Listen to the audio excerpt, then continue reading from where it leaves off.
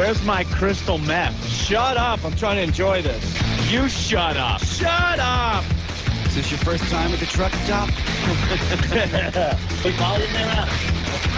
It's the Opie and Anthony Show, 212-757-1027. Look what I found wandering around upstairs, Anthony. I saw that. What a surprise. He wasn't supposed to be in until tomorrow. Hiya, champ.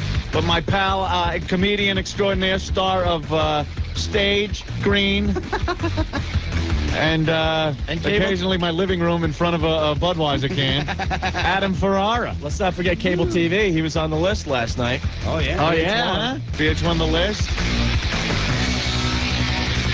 Did you get any weed from George Clinton? No? He was on there with you. I'm bringing the phone today, you understand? So you had quite an impact on you. You came in with some dreads today, spitting out your mints. Wow.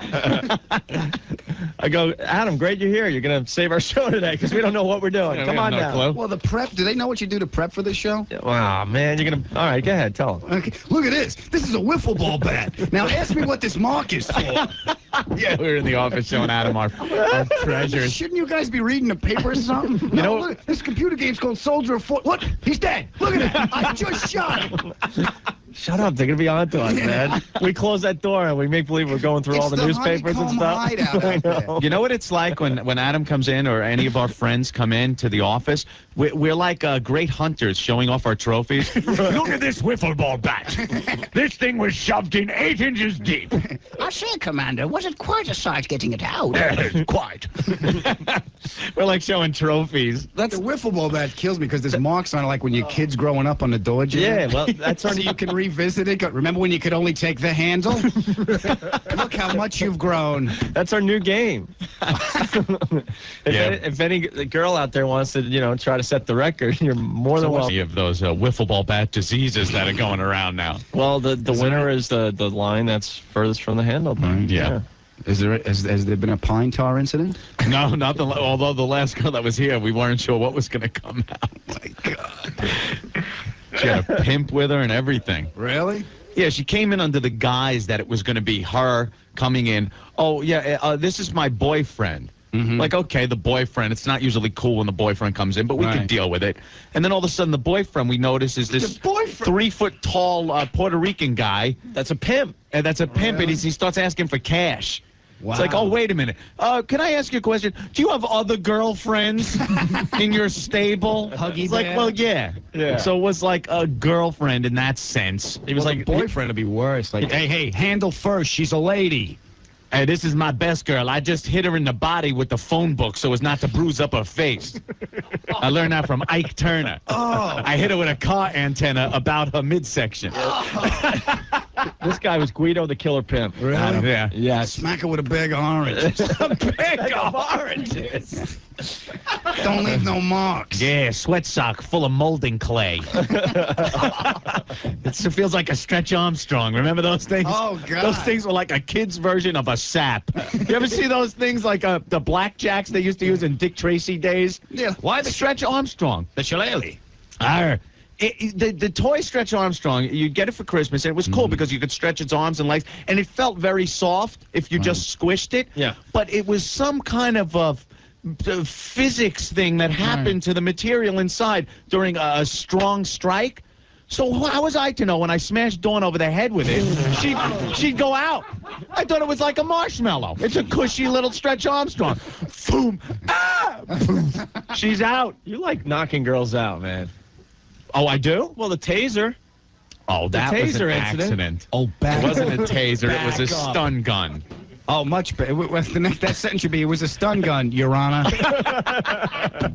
What'd you do with a taser? Remember Carrie? Yeah. Yeah, okay. Well, we were sitting on the couch watching TV one night. You know how I used to build things. Right, yeah. So I'd go to Radio Shack and get the plastic cases and transistors, resistors, capacitors, all kinds of fun stuff. And I built from this schematic a stun gun.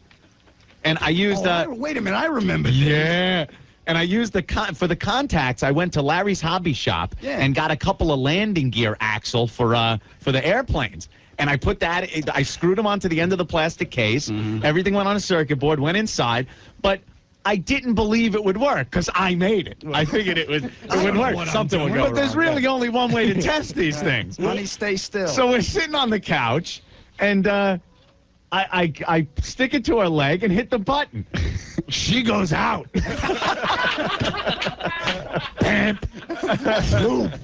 So, ooh, wow. And it was like I was torn because partly I felt bad for doing that, but another part of me was like, hey, wow, it worked. Yeah. I built it. You were frightened and impressed. Yeah. That's funny. But I would always Remember the grenade build stuff. launcher you made? Yeah. Made a little grenade launcher Uh-huh. for the paintball games. Yeah. You know? Remember that? Well, if you ever left anything at Anthony's house, it would never be in its original form. Yeah. Take it apart. I left. What did I leave? I left my gun there, my paintball gun there. Yeah. I came back. I remember calling him up. Ant, you got my paintball gun? It's not a gun anymore. It's a radio.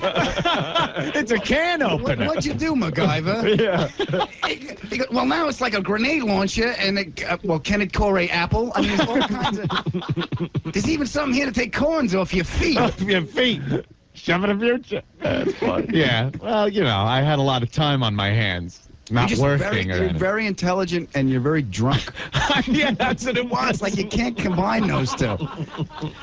After a few beers, sitting around and then just staring around an apartment that was like Pee-wee's Playhouse. There was so much stuff, so many laying toys around. and after a while, you would get tired of toy A and toy B, so you would combine them to make toy C. Yeah. Yeah. A nitrous oxide generated spirograph, which is nice. It shoots Chinese stars at the neighbor's dog. How much have you had to drink? Oh, nothing real. Nah, Just getting started. We're only 4 tiers high on the coffee table in the living room. As far as the cans go, the first layer would take up the entire table, and then it would go up in a pyramid shape till you reach the top, and then you'd realize the bottom ones were pretty stinky. At this point, you'd have to start clearing them out. And then the bison would pee in the top can. Cascade like the champagne thing at the weddings. Friend of the bride? Or we'd sit on the other couch and pick them off with the plastic suction cup dart guns. Yeah. Doink, ding, ding. What a bunch of doofuses. Yeah. Oh, please. Adam Ferrara helping us out today. My pal, Adam Ferrara. Very proud. Thank you, champ. Yes. Oh, they're chanting his name. Let me follow you and learn your ways. There he is. Adam Ferrara. Heal you. Lothar. You guys got to tell that paintball story on the air. You remember Oh, us my laughing God. pretty damn hard during the commercials. We were huge into paintball. When it first started out on Long Island. Yeah, when you used to have the single shot bolt action paintball gun. It was a musket. It was pretty much the musket of paintball gun. And we went out there. We were the Red Devils. Sure. Was our team. I still got my jacket. Who doesn't? Who doesn't? Sometimes I like to get naked and put it on. Yeah, we were the Red Devils. The Red Devil. Yeah, had the patch and everything. People feared the Red Devils, Opie, sure. mind you. Did you have a nickname when you were part of the Red Devil? All of us had our own nicknames. What was yours? I was the surgeon. The surgeon? The surgeon. Okay. That was because I was able to surgically insert shots in between branches and do nose jobs on people. Yeah. I broke a guy's nose with a shot, and that's I got with a paintball. And the owner of the field gave me the name the surgeon. This guy was behind this log with a bunch of branches in front of him, just kind of decimating the team a little bit from a good vantage point. So I took a shot at him. It went right between 2 branches, smacked him in the bridge of the nose, and the next thing, the ambulance was coming, taking him away. I was like, wait, I thought we were using yellow paint. How come it's red coming out of his face? You had sniping skills back then. Huh? Ah, yes. Yeah. Yes. The surgeon, Opie. So the Red Devils, you guys were quite a team. Yeah. Very feared. Very feared. We were the #1 team in New York. We went to a bunch of the regional... And that's where we should have stayed. Yeah. We went to a bunch of the regionals all over the state and everything. Did very well. Cleaned up. I think we used treachery more than skill. No one expected some of the dumb-ass moves we used to make. We didn't know anything about strategy. Yeah, so we'd win. Well, then we get the call that we're going to this national thing. Going to the big league. Going to the big leagues in Tennessee. It's all sponsored and everything. Yeah. Tennessee. They send us down to Tennessee. We're all full of ourselves. We're going to kick ass. We're going to wipe everybody out. We go to Tennessee. We watched the Dirty Dozen the night before. Oh, yeah. We were all psyched. So we figured, we'll have a little celebratory cocktail or two at a club in Tennessee. We went in about 11 o'clock at night, walked out of there, I think, 3 or 4 in the morning, trashed. They call first game, 7 in the morning. And guess who's playing first game? The Red Devils. Red Devils on 2 The hours drunk sleep. Devils. Right. Why don't you throw them Yankees up there first? Yeah. Put them boys out there first. And we were playing like the Tennessee team on their home field. It was the Bay of Pigs. Oh, it was horrible. It was a massacre. No air cover. It was Da Nang all over It was again. like General Custer. Hey, they're friendly Indians. Yeah, we. Wow. Me- How long did the game last? The game must have lasted maybe 5 minutes, If that. at most. Yeah. All I know is the horn blew, and they were on us so fast. I didn't even know how fast they could get across the field like that. So I'm behind a rock. I see Adam over to the side, and there's just crap flying all over our heads and everything. So I'm like, this is useless. They're just going to outflank us and take us out. I'm going to stand up and make a fast run toward their flag station. Yeah, I remember looking and going, Kowalski, no! Yeah, Kowalski! So I stick my head up to stand up. That was it. That was it. I had 12 shots right into my cranium. That's all I heard was like, done, out of it. And I followed after you. I took it because I was running. When you moved, I was moving behind you to flank around. yeah, to help me out. Yeah, I went to flank around. I like 2 steps. My whole side. I looked like a subway car. I was paint graffiti. Some guy's initials were in there. It was horrible. We got creamed. Take that, Yankee. Yeah. You know. They're like, hey, bud, you need to go back to New York. yeah. They live this. See. We're used to playing with what they call live ammunition. Yeah, that was a militia you guys were. I think it was. We thought we nailed were us. going on a field to play. These guys live in the woods. I mean, we're like in his living room. Yeah. So we came back to New York a little more humble. Hey, one of your old teammates is on the line, eh? Who's that? Frankie? You know a Frankie? Hey, Frank. Hello, Anthony. Frank. Yeah, doing, brother. Me and Gallagher. Oh, yeah. I went to Tennessee with you guys. We got creamed. Yeah, you're part of the Tennessee contingent, yeah.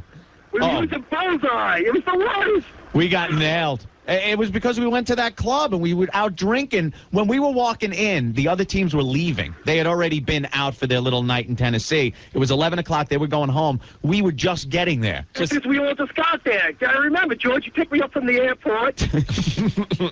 I couldn't believe it. I'm hearing about it. I said, I can't believe it. He was on the Red Devils. They caught me for that tournament. And I started playing. That was the first time I played with that team. Yeah.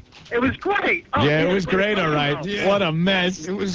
I was afraid my head was going to be hanging in the mayor's office. The Annihilators annihilated us.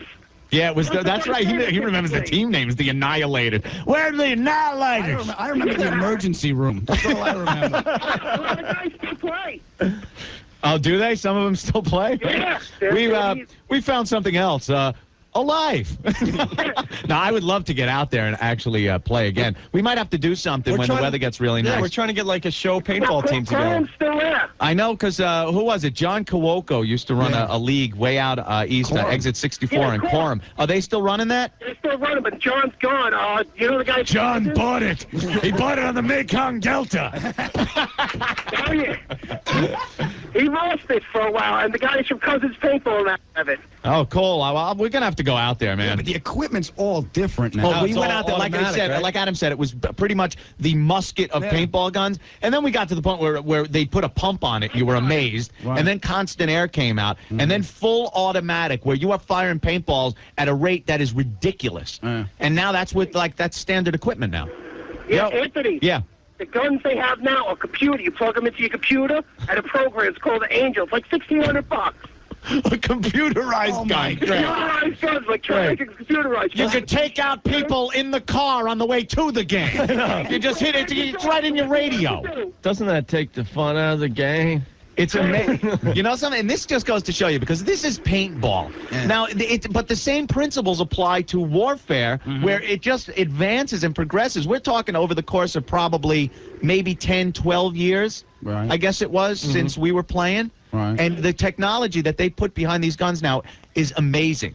It was a single-shot gun, and the purpose for the original guns that they started paintball with was to mark trees that they were going to cut down. They'd go into these building sites and use a red paintball, and so they wouldn't have to get out of the truck and paint a thing. They would shoot it. And then, Arlo and Clem, one day, Clem shoots Arlo in the ass with the paint gun. It's like, hey, we're on to something. And there's a game where a few years later they're plugging it into the computer and calling in airstrikes. And those two guys are the guys we played in Tennessee. I think so. We invented this game, Yeah, I remember that. Ant, this just in. Joe from Jersey wants to know, does Anthony still have that jacket, or did he lose that also? Oh, wait a minute. Let me think now. Uh-oh. Hey, I think some homeless guy in Huntington is walking around with my Red Devils jacket. Oh, God. I think it's in the Goodwill box.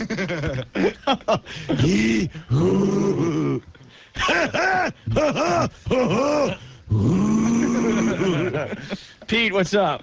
Hey, how's it going? Great. Hey, you remember a team called the Court Jesters? Yeah. Scott Schmidt, Brian Morgan. Remember the Jesters? The Jesters. Sure. We had that rivalry going on with you guys. Yeah. Oh, you were on that team? Yeah, I was on for about a year, and I was still underage at the time. I was like 16, 17. They didn't check nothing. A fresh-faced rookie. Yeah, it was great though. And then you had the other team, the Wild Geese, the old The guys. Wild Geese, the old guys. Yeah, those guys were all Vietnam vets. Yeah, The Wild I Geese. don't understand how they played because Yeah. once you go into service, it takes away from it. Yeah, the Wild Geese were all vets. I remember one time they pulled this little raid. They actually got a raft and got into the lake and paddled across the lake. No one did crap like that. It was hysterical. We used to use some treachery that was pretty funny. If we were the red team, you'd have to wear a red bandana around your arm, and the other team would wear a yellow one.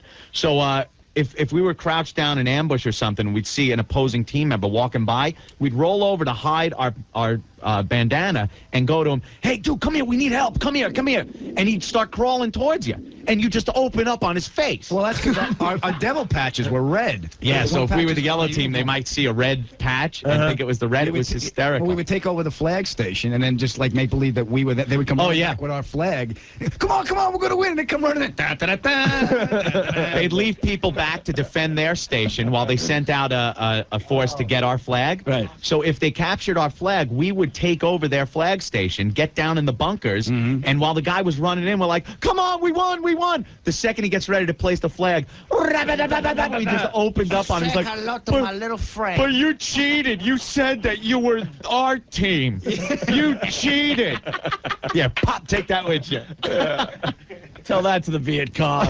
Remember the Mickey Mouse Massacre? Oh, that was great. We actually sang the theme to the Mickey Mouse Club while we were just mowing down people. We were taking this hill, singing this song. It was embarrassing to the people. Your brother? And you know who was on the Wild Geese?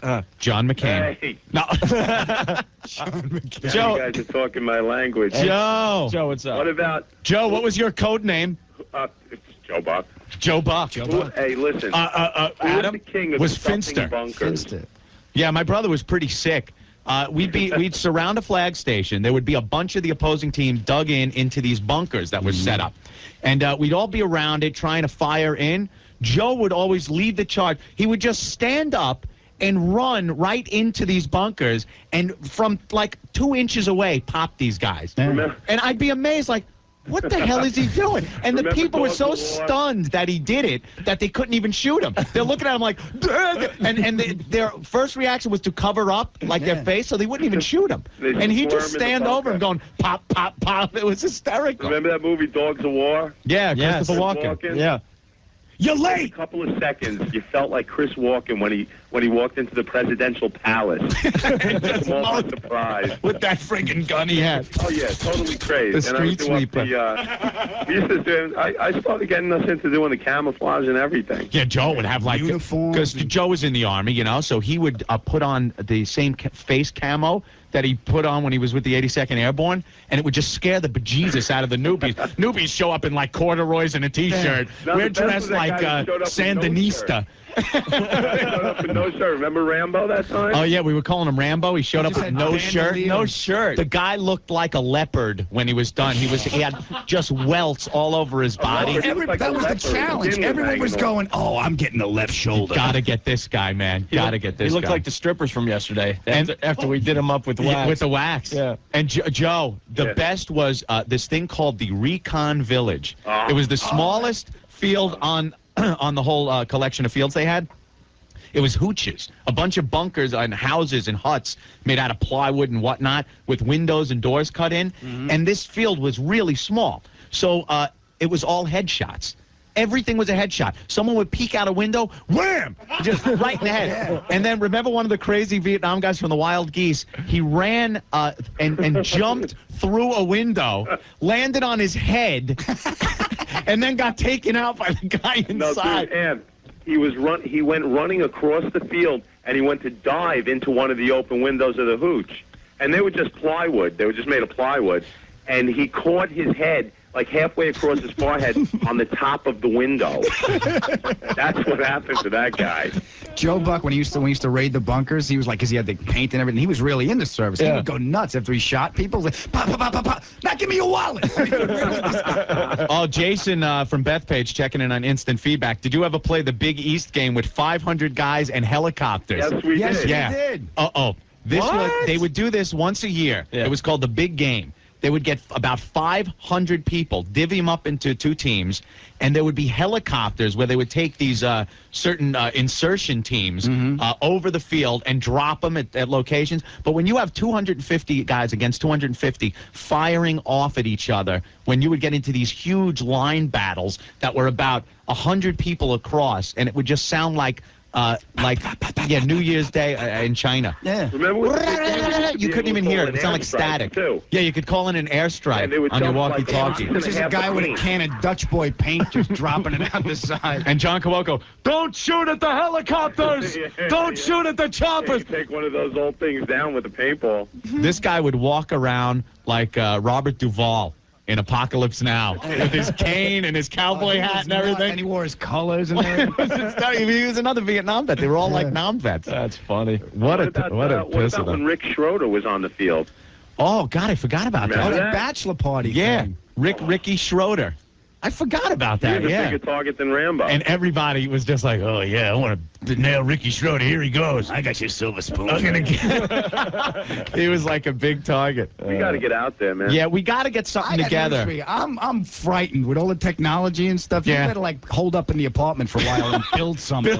I built a tank. What was that? Last time I played, they have constant air, which is a CO2 pack on your back, Right. and constant feed balls. You get like 1,000 at a time, and it's semi-auto. You just as fast as you pull the trigger, that's how fast the gun fires. Yeah, I'm gonna go out there. Well, did you hear the other guy talking? Now you could plug your gun into a computer and computerized, velocity. Look at Joe. Joe's having an orgasm. You know, maybe that time has passed, guys. Yeah, really. Maybe we're a little too old for this crap. No, we want to do some It's type like the other of. day, my buddy goes, "You want to do some ecstasy?" I'm like, "I can't even have dairy." I'm not doing ecstasy. That's true. Oh, God. All right, Joe. Adam, give me a call, man. I will. All right, brother. Cool. Take it easy, Joe. A lot of great phone calls on hold, Anthony. They're going to talk about the new technology in these paintball wars. Yeah, a couple of people from the old team checking in. All right, Pretty cool. Where's Laird? Did he call in? Oh, God, Jim Laird. Get Laird to call in. Give us a call, 212-757-1027.